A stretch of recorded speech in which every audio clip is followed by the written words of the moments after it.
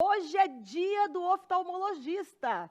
Por isso que eu vim com essa lente de contato aqui. E eu convidei o doutor Eduardo Pesarini para falar sobre as cirurgias de miopia, de catarata, e para falar um pouquinho também das lentes de contato. Tudo bem, doutor Eduardo? Boa tarde. Boa tarde, Fernando. Tudo bom? Tudo jóia. Prazer te receber aqui pela primeira vez, viu? Prazer é meu. Obrigado pelo convite. Doutor, eu confesso que eu estou sentindo um pouquinho de incômodo com essas lentes de contato, tá? A gente pode usar, mesmo não tendo nada? Eu fui operada já de miopia, eu tinha 5 graus de miopia, já fui operada. E se eu quiser, doutor, começar a partir de hoje, usar essa lente azul todos os dias, eu posso? Ok. Pode sim, Fernanda. A lente de contato, ela pode ser usada em pacientes que já foram operados, pode ser usada em pacientes que não têm grau.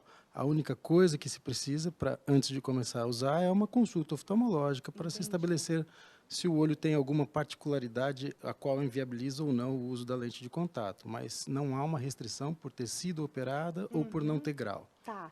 E assim, com relação à contaminação, a tempo de uso, porque ela tem um prazo, uma vida útil, essa lente, né? Tem sim.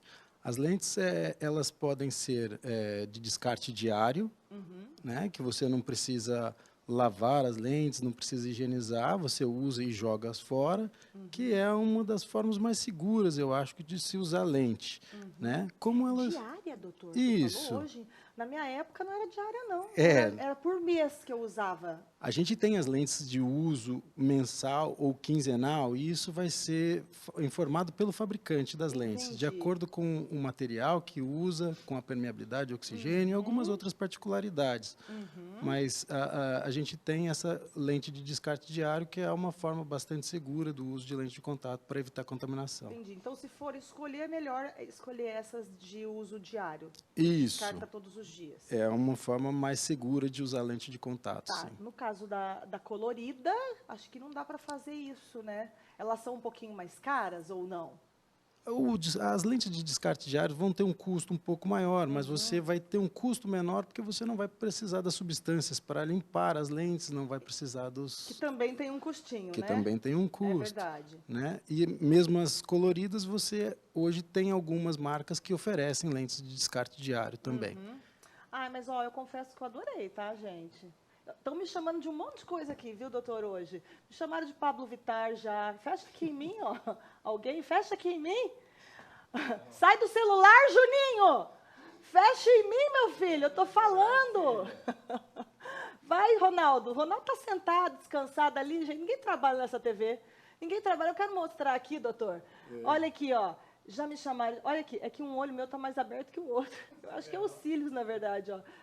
Já me chamaram de cerveró hoje aqui, porque um olho está maior que o outro. Mas, eu confesso, gente, que eu gostei, tá? Eu gostei desse olho aqui, ó. Achei que combinou comigo, tá bom? Vamos voltar aqui para a entrevista. Desculpa, doutor. Imagina. Vamos lá. Vamos falar das cirurgias agora. A cirurgia de miopia. Que foi essa que eu fiz. Eu fiz já num grau avançado, eu estava com 5 graus de miopia. Acho que 4,75 num olho e 5 no outro. Mas tem como fazer em pessoas que têm o grau mais baixo, doutor? Tipo 3, 2? Sim, na verdade, o grau mais baixo é mais fácil de ser operado, né? E você tem menor consumo de tecido corneano, que é o que a gente... que limitam as cirurgias nos graus mais altos e a curvatura. Então, você produz menos alteração no olho quando você opera graus mais baixos, e isso é bom. Né? O que a gente diz é que não vale a pena operar graus muito baixos, abaixo de 0,75. Entendi. Porque isso pode ser um residual da cirurgia devido à cicatrização. Então, graus muito baixos podem não ter a mesma...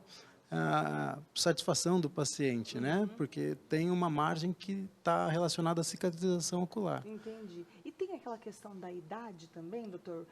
Nos graus baixos, tem que ter a idade, sei lá, 25 anos, que diz que estaciona, ou não? Pode fazer numa idade menor também?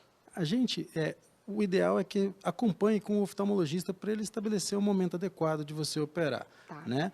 Mas, assim, a partir dos 18, entre 18 e 21 anos, há um pouquinho de controvérsia, melhor a partir dos 21 anos, e a gente vai acompanhando para ver a estabilidade do grau. Se o grau estiver estável, ou seja, em uma consulta seriada, né, num espaço de 6 meses a 1 ano, não tiver uma mudança maior ou igual a meio grau, esse paciente, numa idade acima de 21 anos, pode ser considerado como estável. E aí ele Perfeito. pode ser operado. O que pode impossibilitar uma cirurgia dessa, doutor? Ok. A gente pode a gente pode ter algumas alterações da córnea, né, na curvatura corneana, que é onde a cirurgia vai ser realizada, na espessura dessa córnea, ou algumas patologias oculares que inviabilizam a superfície ocular para a aplicação do laser, né? Isso pode ser um fator contraindicante da cirurgia. Quem tem os dois, miopia e astigmatismo, dá para fazer a cirurgia? Sem problema nenhum. Hoje a cirurgia de laser ela vai corrigir tudo, tanto a miopia como a hipermetropia, como o astigmatismo. E, em alguns casos a gente consegue fazer uma cirurgia personalizada e fazer até uma correção para a presbiopia, que é a parte da vista cansada após os 40 anos. Que legal. E vale lembrar que a cirurgia é uma cirurgia extremamente rápida, né, doutor? Sim. Quando eu fiz acho que 9 anos atrás, ou 10, eu deitei, fez puf, acabou. Falei, como assim, doutor, acabou a cirurgia?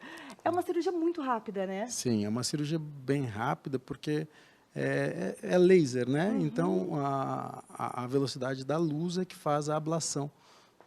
Você faz uma ablação, a correção do grau, na velocidade da luz, né? Que é o laser. E sabe o que eu achei mais engraçado, doutor Eduardo? Quando eu fiz a minha, eu levantei da maca e falei para o doutor, eu tinha 5 graus de miopia. Sim. E falei para o doutor, doutor, eu estou enxergando tudo. Ele falou, ué, mas a cirurgia é para isso. Eu falei, mas eu não sabia que eu ia levantar depois de, sei lá quantos minutos, 10, 15 minutos de cirurgia, já enxergando. E a recuperação é uma recuperação relativamente rápida também, né, doutor? É sim. A gente tem algumas técnicas de cirurgia e a recuperação da visão pode variar de acordo com a técnica, né? Mas o resultado final são semelhantes entre todas as técnicas utilizadas. O LASIK é uma cirurgia que tem uma recuperação visual mais rápida, né? E com menor desconforto pós-operatório. O PRK demora um pouquinho mais a recuperação, tem um pouquinho mais de desconforto. Mas toda técnica tem suas vantagens e desvantagens. E cabe ao oftalmologista, junto com o seu paciente, determinar qual é a melhor técnica para cada caso. É uma cirurgia dolorida, doutor? Não, a cirurgia não é dolorida, né? A gente usa um anestésico em forma de colírios, gotinhas que a gente aplica nos olhos e realiza a cirurgia. O paciente sente, é claro, o toque da mão do oftalmologista, né? O aparelhinho que a gente usa para abrir os olhos, mas, de forma geral, não tem dor na aplicação do laser. E na recuperação? Na recuperação, ele pode ter um pouquinho de ardência, sensação de areia, que vai ser suavizada com o uso dos colírios lubrificantes e também com os colírios pós-operatórios utilizados na cirurgia. Olha, gente, eu posso falar porque eu fiz, tá? Eu fiz, fiquei na casa da minha mãe, que eu falei, meu Deus, uma cirurgia nos olhos. Falei, nossa, nem precisava de tudo isso. Tudo bem, fiquei de óculos escuro dentro de casa, assistindo televisão normal, com óculos escuro. Não senti nada, senti às vezes um incômodo, mas, gente, vale muito a pena. É vida, é vida. Eu falo que eu nasci de novo depois dessa cirurgia, doutor. Com certeza, ajuda muito, a qualidade de vida melhora Com muito. certeza. Agora, a pergunta que não quer calar, doutor. Sim. Pode voltar? Porque muita gente fala, eu fiz a cirurgia, mas voltou o meu grau. Tá. É uma queixa que a gente ouve no consultório, mas, na verdade, não é que o grau retornou, né? Porque a cirurgia, ela retira tecido corneano para tirar o grau. Então, o tecido corneano não volta. O que pode acontecer é um reaparecimento de grau por mudança na curvatura corneana. Porque a cirurgia é modelar a córnea, mudar a curvatura para se tirar o grau. Então, com o passar dos anos, o corpo muda. Todo o corpo muda, não é só os olhos. Então, nessas mudanças do corpo, durante a vida, você pode ter um reaparecimento de alguma quantidade de grau. Mas vamos dar um exemplo. Se você hoje tem 2 graus, operou, ficou sem grau nenhum, e daqui 5 anos você tem lá mais meio grau, se você não tivesse operado, teria os 2,5 graus. Entendi. Né? Não é uma volta do grau, mas sim um reaparecimento devido à remodelação corneana. Tá. Doutor, está chegando dúvidas aqui no nosso WhatsApp. Eu não sei se vai dar tempo da gente falar sobre cataratas, mas eu quero que o Estou à doutor disposição. volte só para falar de cataratas, porque eu quero responder o pessoal que está mandando aqui no WhatsApp, tá, Com doutor? certeza. Olha só, a Ivanilda de Cambé. Ivanilda, um beijo para você, minha linda. Ela diz o seguinte, eu quero perguntar para o doutor por que os olhos ficam lacrimejando quando estou em frente ao ventilador? Tá, uma excelente pergunta, Ivanildo. Isso acontece porque quando você está de frente ao ventilador, tem bastante vento chegando aos seus olhos. E isso aumenta a evaporação da sua lágrima, causando então aí um olho seco, né, por aumento da evaporação lacrimal. E para isso você vai ou se afastar do ventilador, não colocar ele direto, posicionado de frente para você, né, ou usar os colírios de lubrificação nos intervalos aí para melhorar a questão da lágrima, né, a lubrificação ocular. Olha, mais uma pergunta aqui, deixa eu ver o nome da telespectadora, é a Cida Moura. Cida, obrigada pela sua pergunta. Ela diz o seguinte, perdi uma vista e disseram que não tem como recuperar, mas sinto que estou perdendo a outra vista, mas não sei o motivo que perdi a vista. O que fazer? A Cida precisa de forma urgente procurar um atendimento oftalmológico, né, porque uma vez que já tem uma vista que houve a perda da visão, seja ela total ou parcial, é importante estabelecer a causa, porque só sabendo a causa a gente vai conseguir estabelecer uma estratégia de tratamento para que o outro olho não venha a perder a visão. Então é muito importante que ela procure o mais rápido possível um oftalmologista. Olha só, a Cris mandou uma foto aqui, mas a gente não está conseguindo abrir porque está carregando. Mas ela diz o seguinte, Fer, essa bolinha com pus é para cirurgia? Então ela está com uma bolinha com pus no olho. Na pálpebra, será? Então, é que não está carregando aqui, doutor. Eu queria te mostrar, mas infelizmente não está carregando, Cris. Ai, carregou. Pronto. Louca. Carregou. Olha lá, é embaixo.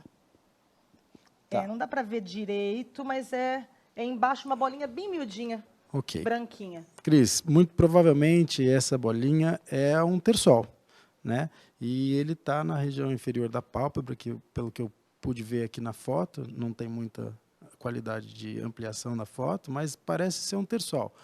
Isso daí, se for recente, você pode fazer uma compressa morna e ele vai se resolver naturalmente. Caso não se resolva e vire um calásio, que é um cistinho que formou por não ter sido reabsorvido, aí sim ele vai precisar de uma cirurgia, mas é com caráter estético para a resolução disso, não tem nenhum problema maior do que a parte estética.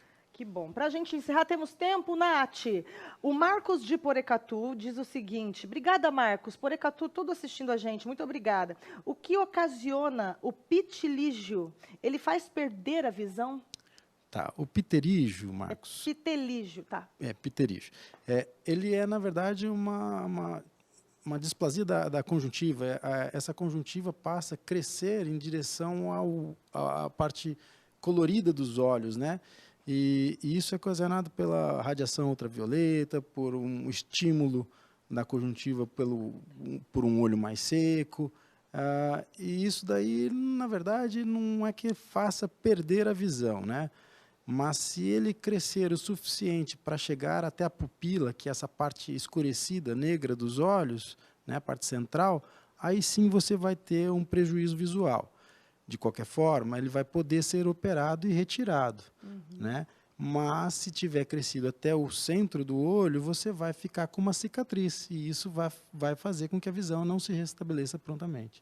Para a gente encerrar, vamos fazer a pergunta aqui da Manira. Manira, obrigada pela sua pergunta. Ela diz, doutor, minha mãe fez a cirurgia da catarata e depois teve derrame na retina.